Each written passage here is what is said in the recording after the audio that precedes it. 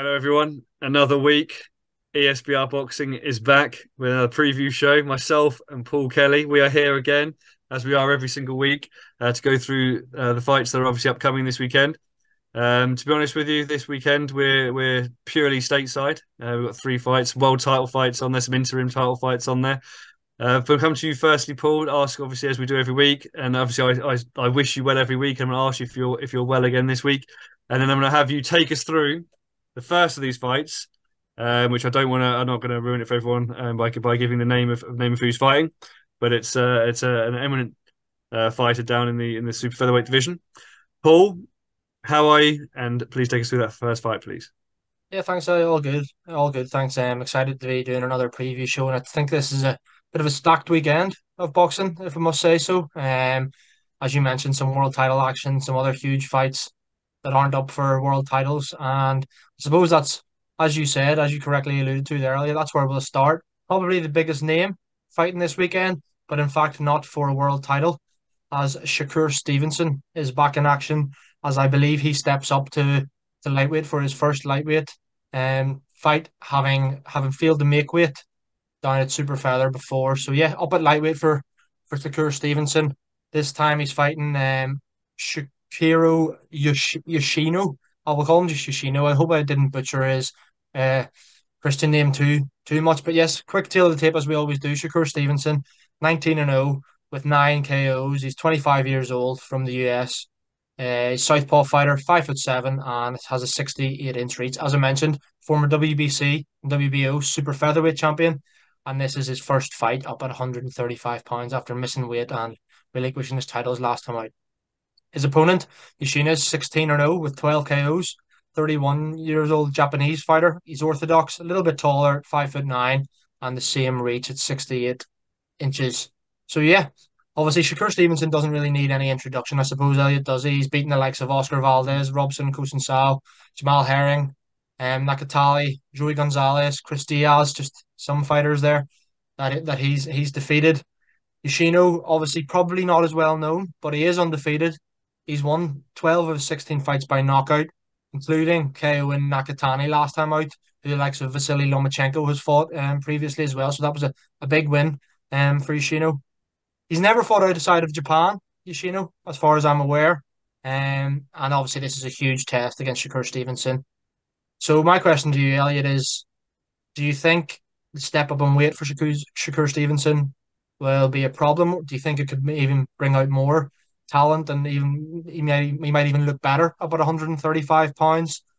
It is a bit. It's good. It's a good opponent. He's undefeated, obviously. But do you expect Shakur Stevenson to win impressively here in his hometown of New York and New Jersey this weekend?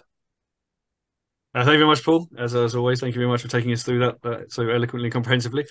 In answer to your questions, I Shakur Stevenson's lack of power, like you said, obviously what 9 KOs and 19 victories, might potentially prove an issue up in that division. I don't expect it to prove a problem on this weekend.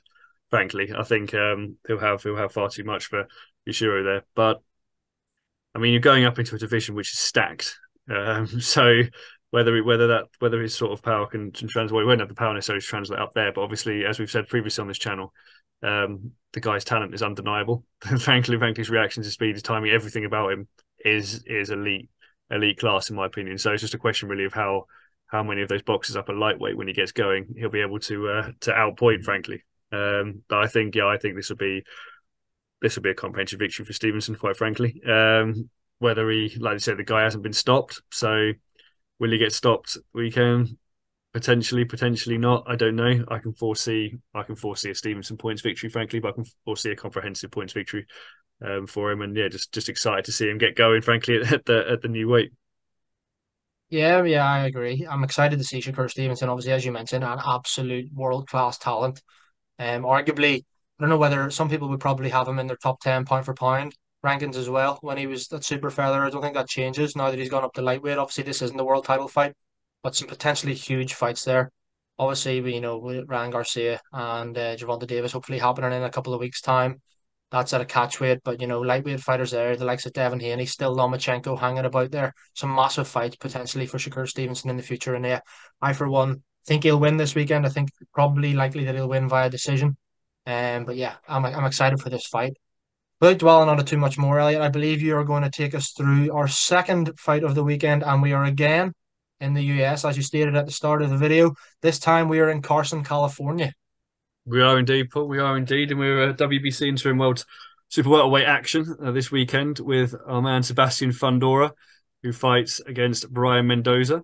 Fundora is, like I suppose we've said it before on this channel, but one of those guys who, like kind of Callum Smith, like other fighters, who's just an absolute monster down at the weight that he currently fights in. I'm going to give you a tale of the tape. Obviously, he's 25 years old, 6'5" and a half with an 80-inch reach. And let's compare that to Brian Mendoza, who is 29. So again, age not a factor, but his height is 5'10" with a 70-inch reach. 10-inch reach difference in this fight is absolutely insane. Vendora's got a 20-0-1 record. Fought the likes. I suppose one of his better wins recently was against Erickson Lubin, who he won over the ninth round retirement. But obviously he's beaten Carlos Ocampo, Sergio Garcia, who was undefeated at that time with 33-0. There's some good wins on that record. Brian Mendoza's got a 21-2 record with 15 KOs. Losses against Jesus Ramos and Larry Gomez. Hasn't necessarily got the names on the record that Fundora has. I think that's fair to say. And then if you're looking at kind of the rankings down at that division, Fundora's kicking around really well in the ring rankings. He's in there at number 3. Obviously, got Charlo's a champion, Tim Tszyu and Castano above him. But you're looking around there, and really in that division, he is essentially a kind of, well, I'm going to come out here and say possibly a champion in waiting, given the size that he has, the attributes he has. It's very, very tough for anyone to overcome. Paul, looking at that, so Fundora's 13 KOs, sorry, in 20 fights as well. So it does carry power at the weight as well, along with ridiculous size. Paul, going into this fight here, I'm going to ask you this question, and that is 10-inch difference in reach advantage. I think was it something outrageous like essentially nearly a foot in height difference here. Do you foresee any way that Brian Mendoza can overcome Fundora? Or do you see with Mendoza having not been stopped but having lost twice, whether there's any chance that Fundora will get a stoppage in this fight, or do you see it being, if he does win, a points victory? Yeah, thanks for that eloquent breakdown, Elliot. I think, in short, to answer both of your questions, to answer question one, I can't see Mendoza winning in any way here. I know he's got a good punching record himself, a good KO percentage there, sitting at about 70 odd percent. But Sebastian Fundora is elite, really, isn't he? I have to agree with what you're saying. I think, at light middle or super welter, whatever you want to call it, I think he is a champion in waiting. Perhaps some massive fights on the horizon. I'd love to see a Charlo fight or something of that ilk for Fundora. His wins against Garcia, Lubin, and Ocampo in his last 3, great wins. Stopping, and to answer your second question and to tie in what I was just about to say, he stopped Erickson Lubin, who I think is probably a level above Brian Mendoza. Mm. So I could see Fundora getting a stoppage here when it come probably mid to late rounds. I don't think he'll blast Brian Mendoza out of there early, but I can definitely see Fundora getting a stoppage here, as you mentioned and you correctly alluded to, is the size and the sheer size advantage here is ridiculous. Like 6'5.5" to weigh 154 pounds. Like that is it is absolutely incredible. He's only half an inch smaller than Anthony Joshua, who's a big heavyweight. Do you know what I mean? Unbelievable. It's absolutely Unbelievable. incredible. It really is ridiculous. But yeah, I think it's a good fight. And hopefully this is the last kind of one we see Fundora in. I know it's for the interim world title here, but I'm hoping he wins this and then gets that fight against the full champion. And yeah, there's some massive fights for Sebastian Fundora at light middle, but he obviously has to get through this weekend first. No, I totally agree, Paul. I think it'll be potential late stoppage or points. I'll lean towards late stoppage just for try and give the fans a bit of action. But now we're going to come back to you, Paul, for our third fight, which well, we've been non-title fight, we've been interim title fight, and we're coming to world title fight to finish here. Paul, please take us away. We're in America, in San Antonio. Come on, Paul.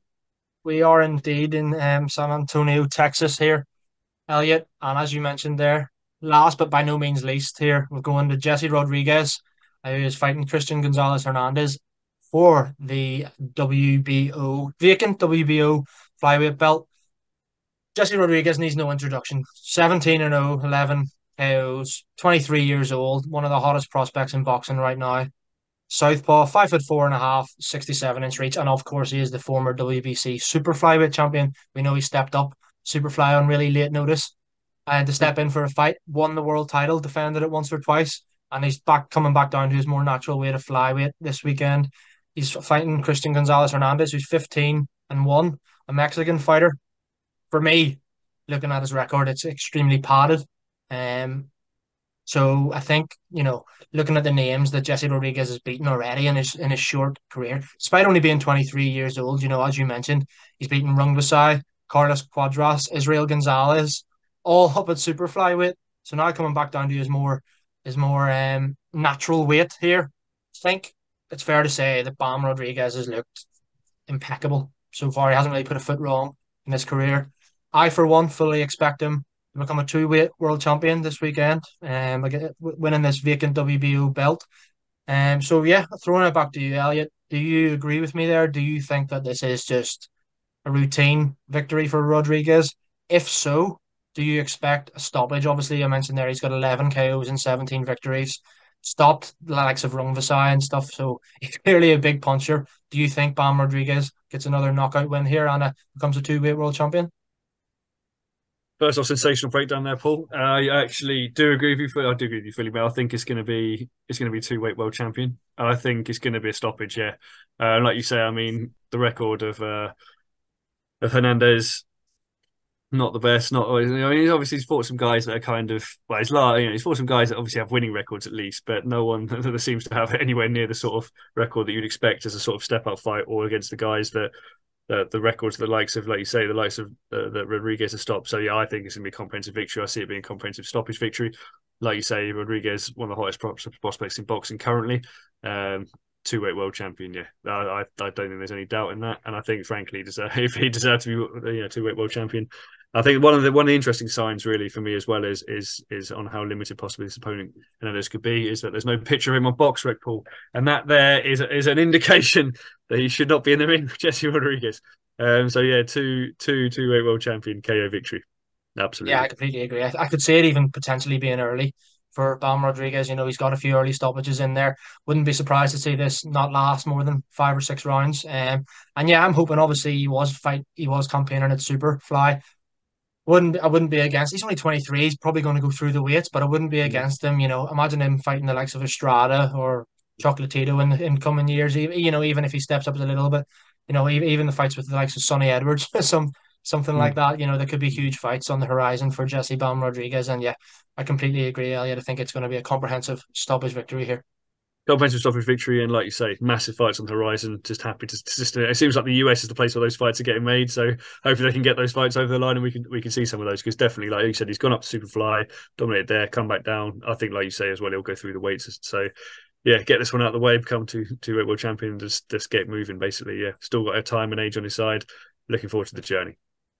Absolutely. I believe that is everything we are covering this week, Elliot. Isn't that right? That is everything indeed, Paul. That is everything. So all that is left really to say to those of you that are generous enough to be watching to this stage is yeah, enjoy the fights. Obviously, enjoy the fights we're breaking down. Let us know, obviously, in the comments whether you think we're talking sense or whether you think otherwise. And obviously, check out the channel. We've got other stuff coming up. We've got deep dive breakdowns. We've got written previews. We've got written content coming out with reviews and all those other such things. Interview features, both video and written, to be perfectly honest. So check out the channel for all of those. Give us a like, give us a thumbs up, give us a thumbs down, whether you agree or disagree with what we're saying. But Paul and I will be back. We'll be back next week to preview obviously another week load of fights. But yeah, all this I have to say, guys, is enjoy this weekend, enjoy the fights. If you're staying up late, try and get a nap in. Look after yourselves, drink water. Try and get you through to that Sunday. Have a good week, have a good weekend. Paul, thank you very much for joining me, and we'll see you guys again next week.